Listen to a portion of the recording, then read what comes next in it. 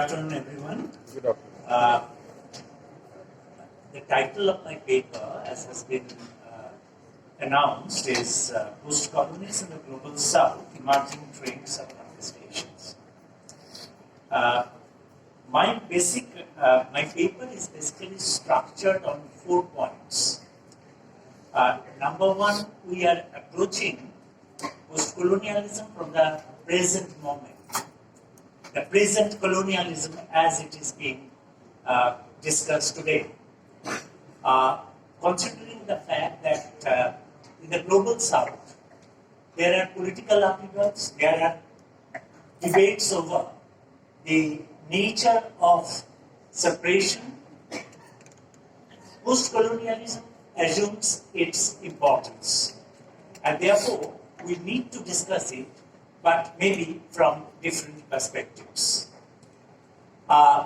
which will give us a kind of direction to which post-colonialism is moving as a discursive kind of a process. Then my focus will be on the nature of post-colonies, and I will try to analyze the conditions which you may have, in which you may hear the resonances all over the global south. And because of the problems that you find in the post-colonies, problems of governance, of course, the globalization makes its inroads, new forms of colonization and colonialism makes its inroads. So these are the points that on which my paper is basically based. Now that one basic point on which people are talking is that post-colonialism is now complicit with globalization. And therefore, the basic thrust of the old classical post-colonialism, which was on ethics, which was on the establishment of justice, they are being violated in the new forms of operation that are taking place. And you see that another point, because we have our location in universities and colleges where we teach post-colonial texts, we are more concerned with textual activism than political kind of activism. And this kind of activism is very much part of the post-colonial debate. You see that San Juan Jr. is one very important critic who points out that metaphysics of textualism voids the history of people's resistance to imperialism, liquidates popular memory, renounces responsibility for any ethical correspondence of consequences of thought. Unquote. We may, for example, note the absence of works recording the struggles against new colonialisms as evident in Tibet and Palestine, for example. It is because non-traditional, non-Western colonizing forces are in operation. Is this the reason for which you do not consider the kinds of texts that are emerging from the Tibetans who are spread all over the world? Or the Palestinian texts like Shahar Khalifeh's Wild Thorns, which gives a vivid description of what goes on in Palestine, the new kind of detention camps, the new kinds of surveillance that post-colonialism basically wants to subvert and bring it to focus. So why is it, we may ask ourselves, that we do not care to discuss texts like this? Or is it because of the overriding American influence in the determination, in the context of the determination of different kinds of policies in different post-colonies? Why are things like Idols on the Path or Pember's Wings, for example, they are not discussed so much? You see that these forms of colonialism is still on. And therefore, we need to have echoes of discourses reflecting on these areas. Unfortunately, we do not have such. I will quote from San Juan Jr., who eloquently points out some of the areas which are not discussed these days by critics. I quote from San Juan: "Where were the post-colonial gurus during the Gulf War? What is their stand on the political prisoners languishing in US jails? How does post-colonial theory explain the plight of millions of overseas contract workers, women domestics, hospitality girls, and mail-order brides comprise this large horizontally mobile cohort all over the world?" So San Juan's catalogs some of the areas on which post-colonial critics are silent. So there is probably a kind of a gap in our discourses as being pursued in the academic areas, in the universities. Now, I will therefore try to point out in my limited way how relevant post-colonial theories may be. It should be taking new forms of discourses, and it should widen its horizon after the disappearance of so-called anti-colonial struggles, because colonies in that form is not very much evident except in some patches. New forms of colonialism has taken place. Theories and discourses retain their relevance when they are able to respond to contemporary events. In the process of interpreting the emerging socio-cultural and political trends, theories reinvigorate themselves in newer forms. Postcolonialism is faced with the dilemma of how to keep pace with the fast-moving developments in the fields of politics and culture, and what has been happening in the civil rights and humanitarian movements in Asian, African, and South American countries should have profound impact on the concept and practice of postcolonialism. It is good that this conference is worlding the global South, as there are common issues that may lead to common findings from the interpretations of political and cultural developments. When I use the term wording, I am not obviously referring to Gayatri Spivak's use of the term wording, but I refer to the original Heideggerian sense of the term, which more or less suggests a kind of unison rather than differences or corruption. In this paper, I shall try to trace the discursive trajectory of postcolonialism as evident in recent theoretical formulations.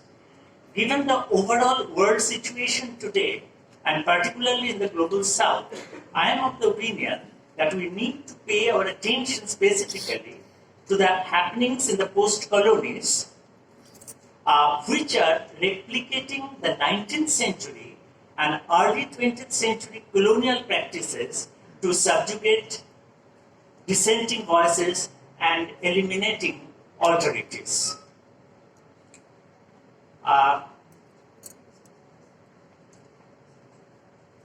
Is the process of decolonization really incomplete? Then we may ask ourselves. Simon Gikandi points out that, and I quote from him, from the late 19th century to the 1960s, decolonization in most of the Third World had been defined as the restoration of the nation to its imagined pre-colonial autonomy and the securing of its identity from the exogenous forces. I unquote. Referring to Frantz Fanon, he mentions that national culture and the affirmation of such culture were important as it represented a spatial battleground against colonialism. nationalism and national culture were prioritized for obvious reasons. In the foundational moments, postcolonial studies had both ethical visions and activist dimensions.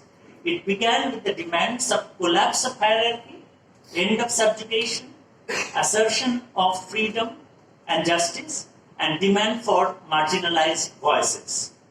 Eurocentrism did not offer promises of freedom, equality, and justice.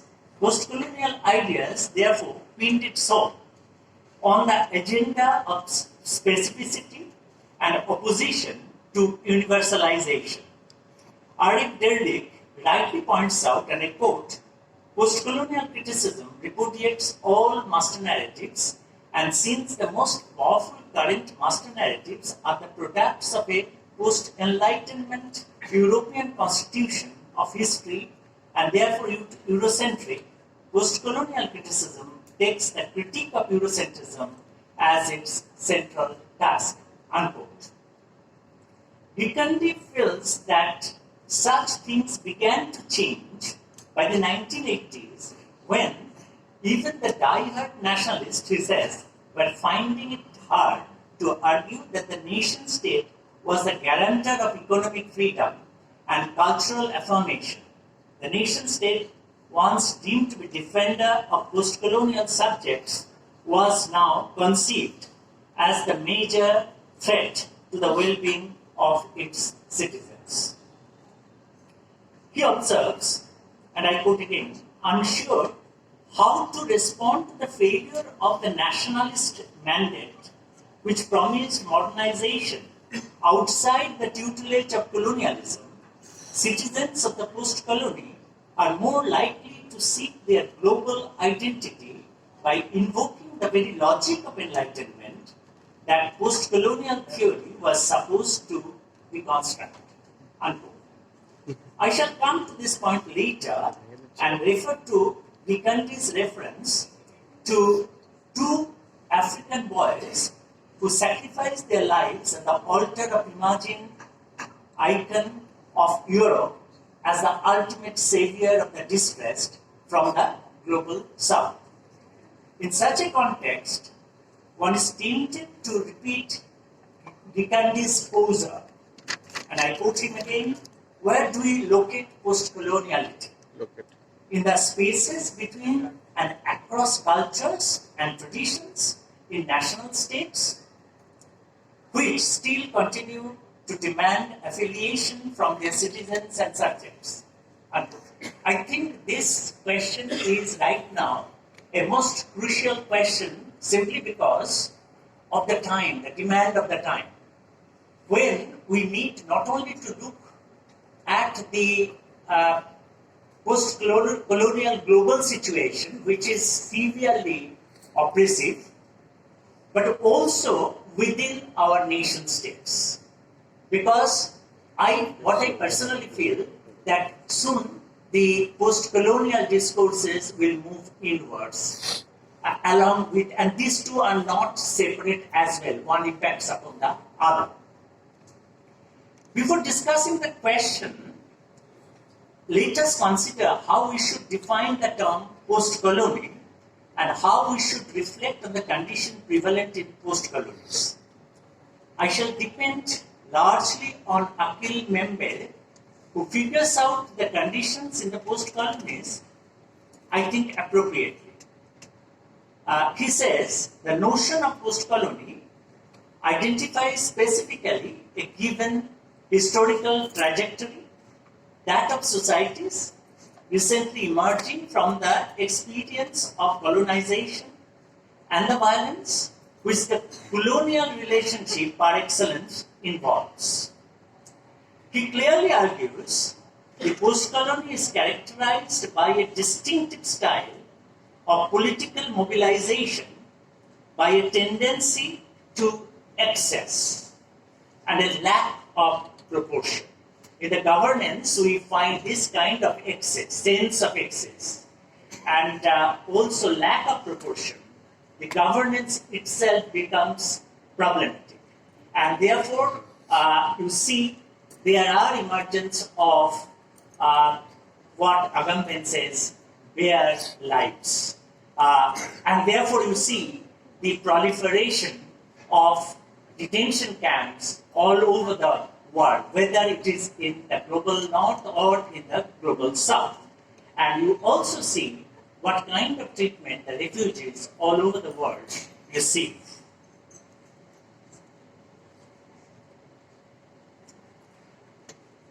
But the post-colony is also made up of a series of corporate institutions and a political machinery, which once they are in place, constitute a distinctive regime of violence.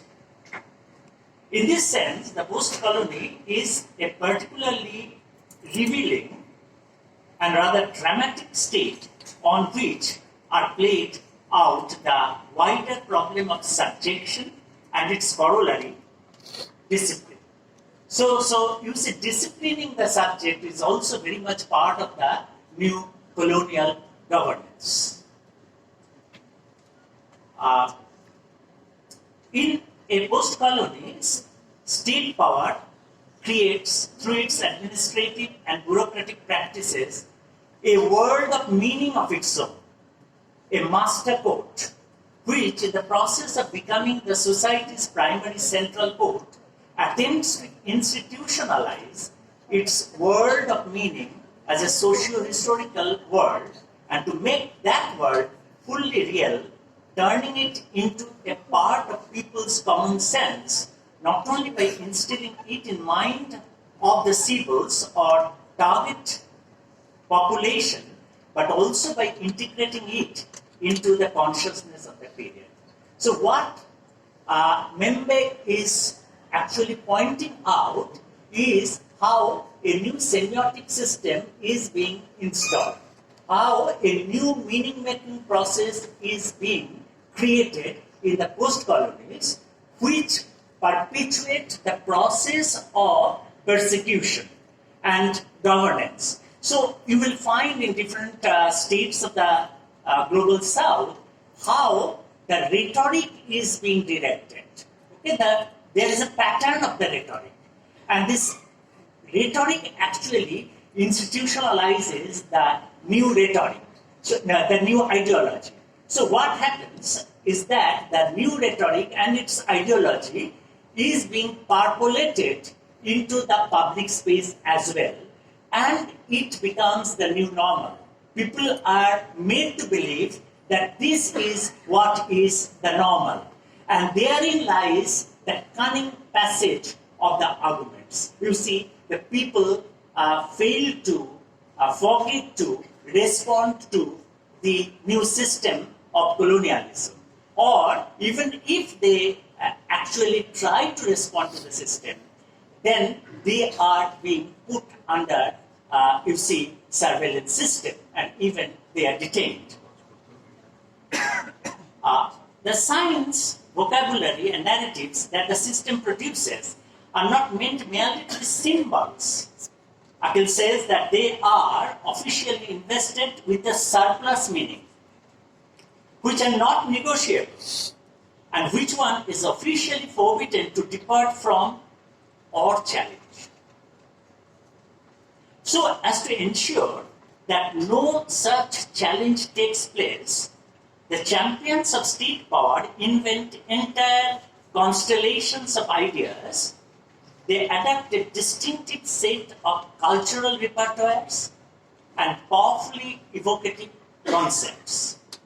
But they also have to resort, if necessary, to the systemic application of pain. Okay. So defiance brings pain, and the pain becomes part of the system itself. Right? Membe identifies grotesque and obscene as the two essential characteristics that identify post-colonial regimes of domination.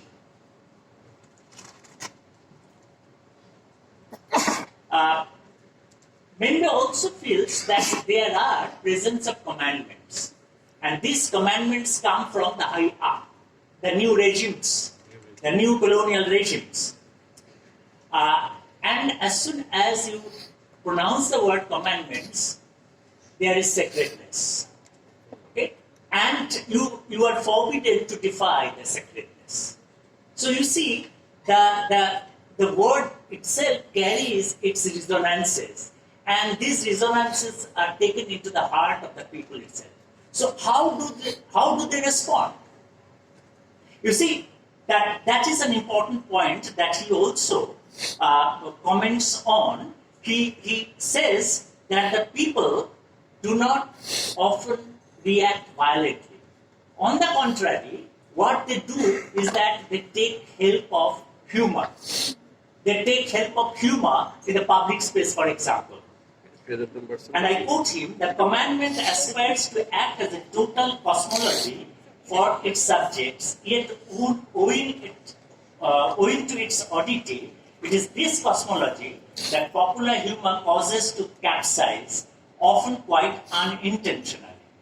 So, in the social media, for example, what you see that there are criticisms. You see that there are memes, okay, and transformation of the original pictures into different forms, which often assumes grotesque forms. Okay, but this grotesque form is actually a kind of a protest. Okay, but then you find that the new colonial regimes immediately react against such representation of the memes, and you have countless examples of people being slapped with sedition charges if they are particularly against some great leader, the national leader. So you see, the irony of the situation is that the nationalist leaders who propagate new kind of nationalisms ultimately perpetuate and replicate the old colonial systems. But you see that you should take into consideration that the law itself is very interesting field of study, because most of the British kinds of laws are still retained in the new colonies and they are not being changed. And these new laws, which originally might be in the new colonies, might be interpreted as a site of justice, is not met with. This justice is not met with. So law becomes a kind of new enemy. Okay, the law itself becomes a kind of weapon in the hands of the new post-colonial leaders in the new colony. So, with this, I will just take 2 or 3 minutes. So, when such is the situation in the post-colonies, what are the subjects supposed to do? One way is that many of the subjects, they go to the West, they go to the global North in search of a better future, in search of personal upliftment, social upgradation. But these migrants may be voluntary migrants. But there are people, refugees, the stowaways, okay, the boat people who are forced to leave their countries. Think of Myanmar, think of the Syrian refugees. And what do? They go to the West, the global South, and in this respect, I will mention just an example of a letter written, mentioned by Gigandi, who says that 2 African boys, young boys, they thought of Europe as the savior, and they ultimately were found dead in aircraft when it landed in Europe. Okay, and they had written a letter, and Gigandi actually mentioned that letter, quoted the entire letter. In that letter, he says that young boy says that in Africa we are hopeless. We do not find any way out. The situation is in post-colonies are such severe that we do not have any way out. And therefore, we look towards you the Europeans, the European state and the European people, that you will be our savior. That later has been quoted in his article, Himadri's article. What does this later actually suggest? Are we going back to the Enlightenment ideas, which post-colonialism wanted to dismantle? So my point is that right now we need to reconfigure what we know as post-colonial discourses and find new ways to apply the word into the context, into the new context. Thank you very much.